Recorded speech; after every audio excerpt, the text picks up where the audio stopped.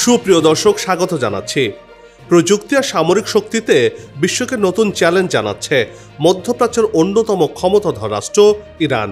তেহরানের একের পর এক সফল আকাশ মিশন এখন আন্তর্জাতিক মহলে নতুন আতঙ্কের জন্ম দিয়েছে। ইরান এখন মহাকাশে এমন অস্ত্র তৈরির সক্ষমতা অর্জন করেছে যা প্রচলিত যুদ্ধের সংজ্ঞা পাল্টে দিতে পারে। কি সেই ভয়ঙ্কর অস্ত্র যে কারণে পশ্চিমাদের ঘুম হারাম হয়েছে? ইরান কেন পশ্চিমা দেশগুলোর জন্য সরাসরি হুমকি?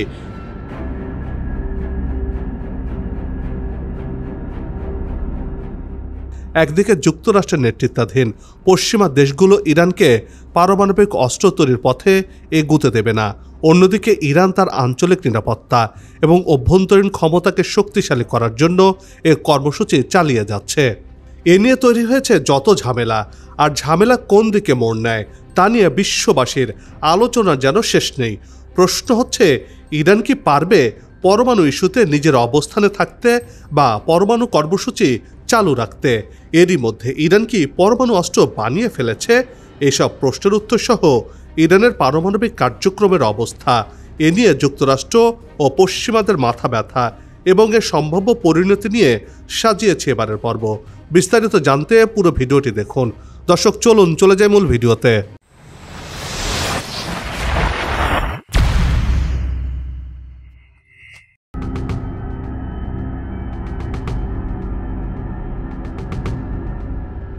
একবিংশ শতাব্দীতে এসে পৃথিবী এখন আর একমাত্র যুদ্ধক্ষেত্র হিসেবে ধরা হয় না।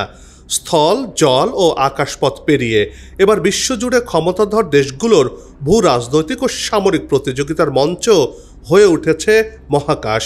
বর্তমানে বিভিন্ন দেশ তাদের জাতীয় নিরাপত্তা এবং সামরিক সক্ষমতা বাড়াতে মহাকাশে পাঠাচ্ছে নানা ধরনের অত্যাধুনিক যান। মূলত নিরাপত্তার জন্য মহাকাশে যে যানগুলো পাঠানো হচ্ছে তার মধ্যে অন্যতম হল কৃত্রিম উপগ্রহ বা স্যাটেলাইট।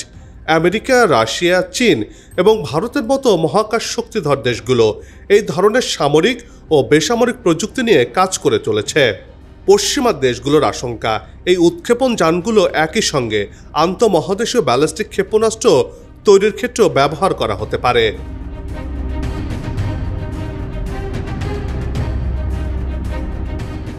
এবার ইরানও সেই মহাশক্তিধর দেশগুলোর কাতারে নিজের নাম লেখালো। সম্প্রতি ইরানের রাষ্ট্রীয় সংবাদ সংস্থা তাসনিম নিউজ জানিয়েছে, ইরান সফলভাবে এমন একটি ক্ষেপণাস্ত্রের পরীক্ষা শেষ করেছে যার পাল্লা 10,000 কিলোমিটার। সাধারণ চোখে এটি শুধু একটি সংখ্যা, কিন্তু আন্তর্জাতিক বিবেচনায় এই সংখ্যাটি সম্পূর্ণ নতুন সমীকরণ। আর এতেই পেন্টাগন থেকে শুরু করে তেল আবিব পর্যন্ত প্রতিরক্ষা কর্মকর্তাদের মাথা ঘুরিয়ে দিয়েছে। তাসনিম নিউজে সেই ঘোষণাটি ছিল সংক্ষিপ্ত, কিন্তু এর প্রভাব ছিল পারমাণবিক বোমার চেয়েও শক্তিশালী।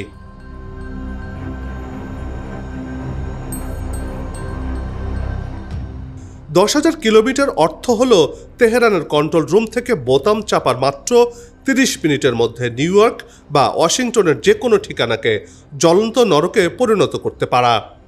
এতদিন আমেরিকা আর তার মিত্র ইসরায়েল ভেবেছিল ইরানকে তারা মধ্যপ্রাচ্যের সীমানায় আটকে রাখতে পেরেছে, কিন্তু এই ঘোষণায় ইরান সেই অদৃশ্য দেয়াল ভেঙে দিয়েছে। এবার তারা আটলান্টিক মহাসাগর পাড়ি দিয়ে যুক্তরাষ্ট্রের শোবার ঘরে ঢুকে পড়েছে। এতদিন পর্যন্ত ইরানের সামরিক সক্ষমতার সীমানা ছিল খুররমশার মিসাইল 4, যার পাল্লা ছিল 2000 থেকে 3000 কিলোমিটার পর্যন্ত। এবার সেই হিসাব নিকাশ পাল্টে দিয়েছে তেহরান।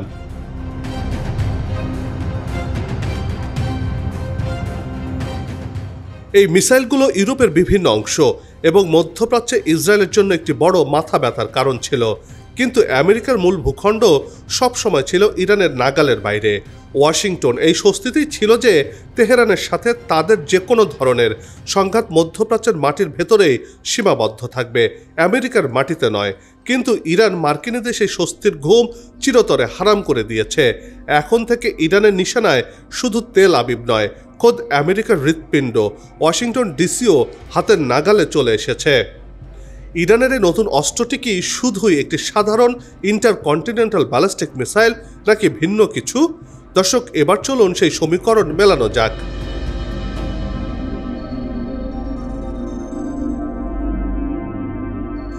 বিশেষজ্ঞদের বরাত দিয়ে বিভিন্ন সংবাদ মাধ্যমগুলো বলছে ইরানের তৈরি আন্তঃমহাদেশীয় মিসাইলটি অন্য সব আন্তঃমহাদেশীয় ক্ষেপণাস্ত্রের চেয়েও অনেক বেশি ভয়ঙ্কর। এটি হতে পারে আমেরিকার সবচেয়ে বড় দুঃস্বপ্ন, কারণ এই ক্ষেপণাস্ত্রটি ফ্রাকশনাল অরবিটাল বোম্বারমেন্ট সিস্টেম ফলো করে তৈরি করা হয়েছে। এই সিস্টেমের কারণে একটি সাধারণ ICBM রকেট পৃথিবীর বায়ুমণ্ডল ভেদ করে অনেক উপরে উঠে যায় এবং একটি অর্ধবৃত্তাকার পথে তার লক্ষ্যের দিকে দ্রুত নেমে আসে, যা কিনা সবচেয়ে ভয়ঙ্কর।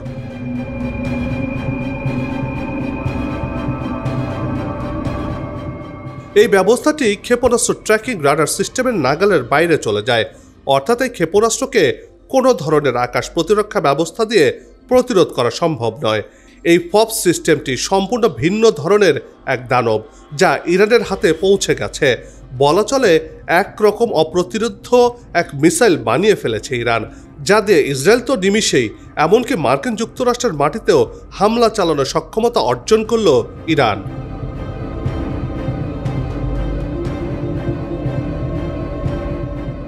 ইরানের এই মিসাইলটি মূলত একটি রকেট।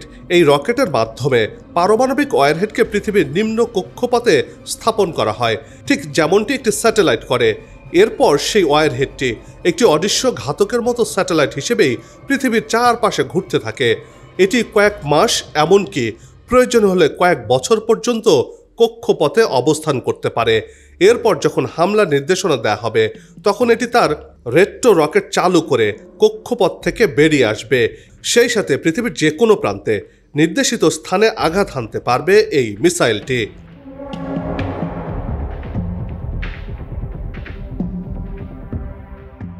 এর সবচেয়ে বিধ্বংসী দিকটি হলো এটি দক্ষিণ মেরুর উপর দিয়ে ঘুরে এসে আমেরিকার দক্ষিণ দিক থেকে হামলা চালাতে পারবে।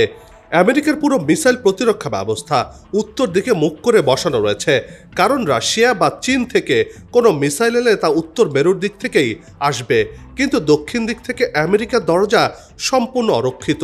ফপস প্রযুক্তি আমেরিকার এই দুর্বলতাকে কাজে লাগিয়ে তাদের $1 ট্রিলিয়ন প্রতিরক্ষা ব্যবস্থাকে এক মুহূর্তে অর্থহীন কাগজের টুকরোতে পরিণত করার সক্ষমতা রাখে।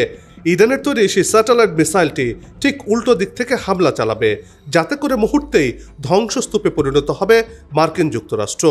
এক্ষেত্রে ইরান তার বুদ্ধিমত্তার গভীরতার পরিচয় দিয়েছে বলেই মনে করছেন বিশ্লেষকরা।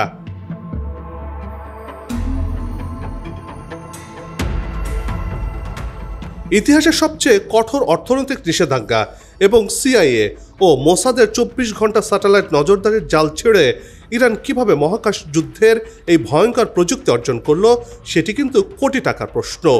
আর এই প্রশ্নটির উত্তর লুকিয়ে রয়েছে নতুন বিশ্ব ব্যবস্থার মেরুকরণে। পেন্টাগনের বরাত দিয়ে ওয়াশিংটন পোস্টের একটি অনুসন্ধানী প্রতিবেদনে বলা হয়েছে, ইরানের এই সাফল্য একক নয়, এটি রাশিয়া এবং চীনের সাথে প্রযুক্তি বিনিময়ের ফসল। অর্থাৎ ওয়াশিংটনের দম্ভের বিপরীতে তেহরানের পাশে দাঁড়িয়েছে মস্কো এবং বেইজিং। তারা সামরিক অস্ত্র, কাঁচামাল সহ প্রযুক্তিগত জ্ঞান দিয়েও সহায়তা করছে ইরানকে।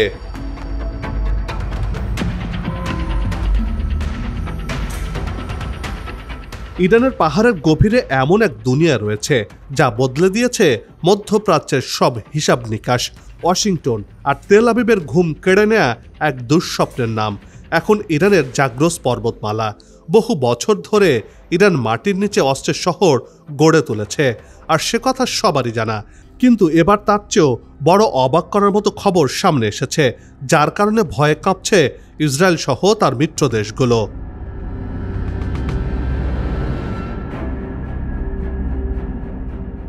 মার্কিন প্রেসিডেন্ট ডোনাল্ড ট্রাম্প এবং দখলদার ইসরায়েলের প্রধানমন্ত্রী বেনিয়ামিন নেতানিয়াহুর সকল পরিকল্পনাকে ধূলিসাৎ করে দিয়েছে ইরান। এবার অবিশ্বাস্য ক্ষমতা অর্জন করেছে আয়াতুল্লাহ খামেনি, যার মাধ্যমে গোটা বিশ্বকে এক নতুন বাস্তবতার মুখোমুখি দাঁড় করিয়েছে। গেল জুনে মধ্যপ্রাচ্যের আকাশ কেঁপে উঠেছিল মার্কিন ও দখলদার ইসরায়েলি বাহিনীর হামলায়। সে সময় সগর্বে মিস্টার ট্রাম্প ঘোষণা দিয়েছিলেন, ইরানের গোপন পরমাণু কেন্দ্র ফর্দ, নাতাঞ্জ এবং ইস্পাহান বাংকার ব্লাস্টার বোমা দিয়ে শেষ করা হয়েছে। সে সময় মিস্টার ট্রাম্প আনন্দের সাথে ঘোষণা দিয়েছিলেন, ইরানের পারমাণবিক কর্মসূচি চিরদিনের জন্য শেষ করে দেওয়া হয়েছে।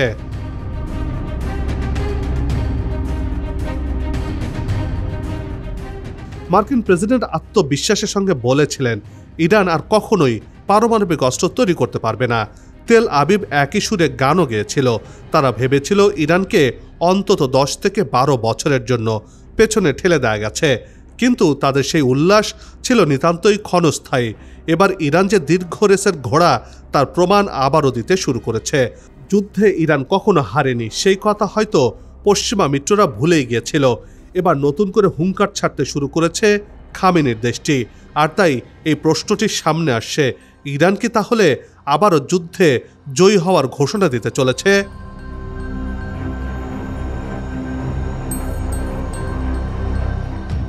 কারণ ইরানের বাস্তবতা এখন ভিন্ন চিত্র দেখাচ্ছে। কয়েক মাসের মধ্যে বিশ্ব দেখছে এক অভাবনীয় শক্তি। ধ্বংসস্তূপ থেকে ফিনিক্স পাখির মতো জেগে উঠেছে তেহরান। ক্ষতিগ্রস্ত স্থাপনাগুলোর শুধু মেরামতি নয়, বরং আগের চেয়েও দ্রুত গতিতে কাজ শুরু করেছে ইরানের পারমাণবিক বিজ্ঞানীরা। মধ্যপ্রাচ্যের বিশ্বস্ত সূত্রগুলোর বরাত দিয়ে আন্তর্জাতিক গণমাধ্যমগুলো জানাচ্ছে, মার্কিনীদের সেই হামলায় ইরানের পারমাণবিক সক্ষমতার চুল পরিমাণও ক্ষতি হয়নি, বরং যা হয়েছে তা ছিল ইরানের সাজানো নাটক। আর এই বাস্তবতার সামনে আসার পরে দিশেহারা হয়ে পড়েছে ট্রাম্প প্রশাসন এবং দখলদার ইসরায়েলের প্রধানমন্ত্রী যুদ্ধবাজ নেতানিয়াহু।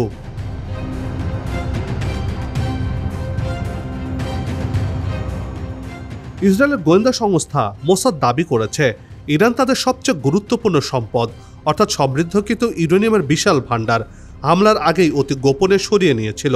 অত্যন্ত গোপন স্থানে ইরান ইউরেনিয়ামগুলো মজুত রেখেছিল। তাদের ধারণা তেহরান থেকে অনেক দূরে এক দুর্ভেদ্য গোপন স্থানে এখন রাত দিন 24 ঘন্টা পারমাণবিক অস্ত্র তৈরির কাজ এগিয়ে চলছে। সেই নতুন স্থাপনা এতটাই সুরক্ষিত যে সেখানে আন্তর্জাতিক পরিদর্শকদের প্রবেশের কোনো সুযোগই নেই। এই ধারণাকে আরও শক্ত ভিত্তি দিয়েছে যুক্তরাষ্ট্রের প্রভাবশালী সংবাদ মাধ্যম দ্য নিউ ইয়র্ক টাইমসের একটি প্রতিবেদন।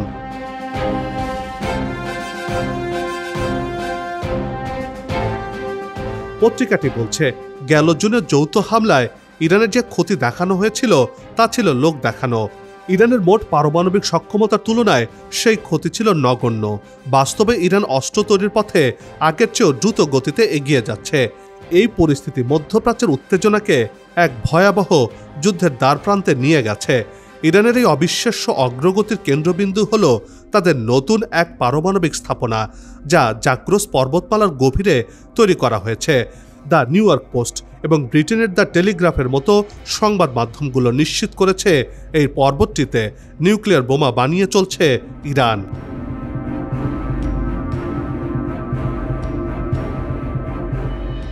ফর্দ, নাতাঞ্জ এবং ইস্পাহানের সম্মিলিত শক্তির চেয়েও শক্তিশালী এবং বড় এই নতুন কেন্দ্রটি। এটি কোনো সাধারণ স্থাপনা নয়, এটি একটি ভূগর্ভস্থ পারমাণবিক শহর। ইরানের ইস্পাহান পরমাণু কেন্দ্র থেকে মাত্র 1.6 কিলোমিটার দূরে এবং ফর্দ থেকে 166 কিলোমিটার দূরে অবস্থিত এই জাগ্রস পর্বতমালা। এটি সম্পূর্ণ পাথরের তৈরি এক বিশাল পর্বতশ্রেণী, যার উচ্চতা কয়েক হাজার ফিট। এই কঠিন পাথর খোদাই করে প্রায় 700 থেকে 800 ফিট গভীরে নিজেদের পারমাণবিক কার্যক্রম নিয়ে গেছে ইরান। পর্বতের ভেতরে তৈরি করা হয়েছে 8 ফিট লম্বা এবং 16 ফিট চওড়া বিশাল টানেল, যা দিয়ে বড় বড় সামরিক লরি অনায়াসে যাতায়াত করতে পারে।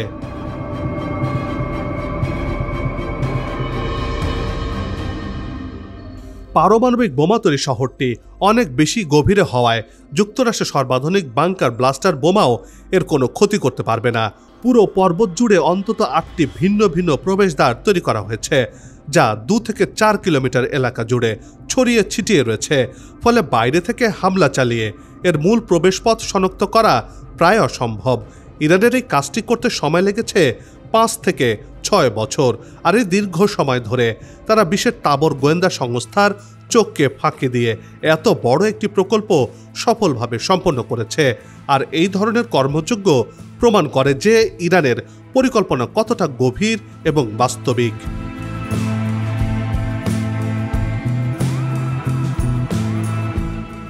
আন্তর্জাতিক বিশেষজ্ঞরা বলছেন দখলদার ইসরায়েল ও মার্কিন বাহিনী যে 3টি স্থাপনায় হামলা চালিয়ে আত্মতুষ্টিতে ভুগেছিল সেগুলো হয়তো ইরানের ডামি বা প্রদর্শনী বস্তু ছিল। আসল কাজ চলছিল পাহাড়ের গভীরে, সবার অগোচরে। এ গোপন স্থাপনার খবর প্রকাশ্যে আসার পর আন্তর্জাতিক পারমাণবিক শক্তি সংস্থা বা IAEA এর মাথায় হাত পড়েছে। সংস্থার প্রধান রাফায়েল গ্রোসি ইরানের পররাষ্ট্রমন্ত্রীকে ফোন করে জাগ্রস পর্বতমালার ভেতরের কার্যক্রম সম্পর্কে জানতে চেয়েছিলেন। উত্তরে ইরান সোজা জানিয়ে দিয়েছে এটা ইরানের নিজস্ব ব্যাপার, যা IAEA দেখার বিষয় নয়। বলা চলে ইরান IAEA কে পাত্তাই দেয়নি, সরাসরি বোল্ড আউট করে দিয়েছে।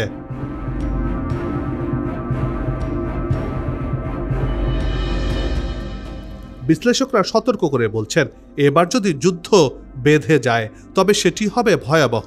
জুনের যুদ্ধে ইরান যেখানে 500 ক্ষেপণাস্ত্র নিক্ষেপ করেছিল, সেখানে পরবর্তী যে কোনো সংঘাতে তাদের লক্ষ্য হবে একসাথে 2000 ক্ষেপণাস্ত্রের আঘাত।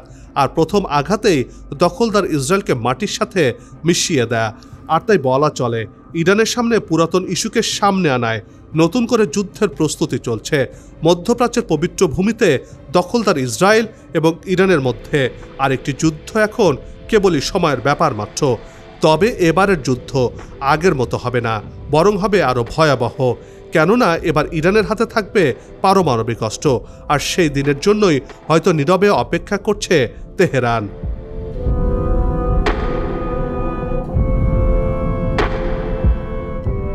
বন্ধ হোক যুদ্ধ, বিগ্রহ, হানাহানি, শান্তিময় হোক বিশ্ব, এমন প্রত্যাশা রেখে এই পর্ব থেকে বিদায় নিচ্ছে। তবে যাবার আগে সে একই অনুরোধ, যেখানে সেখানে ময়লা আবর্জনা ফেলবেন না, পরিবেশের ক্ষতি করবেন না, অযথা হর্ন বাজাবেন না। আপনার দেশের সৌন্দর্য রক্ষায় পোস্টার লাগানো থেকে বিরত থাকুন। যদি চ্যানেলটিতে নতুন হয়ে থাকেন, ভিডিওটি ভালো লাগে, তাহলে চ্যানেলটি সাবস্ক্রাইব করে ভালোবাসায় আবদ্ধ করবেন। ভালো লাগা না লাগার বিষয়টি কমেন্টে লিখে জানাবেন। কি ধরনের ভিডিও দেখতে চান তাও জানানোর অনুরোধ রইল। আগামীতে আবারও হাজির হব নতুন কোনো খবর আর তার বিশ্লেষণ নিয়ে। নিজে ভালো থাকুন, দেশকে ভালো রাখুন, আমাদের সাথেই থাকুন। ধন্যবাদ।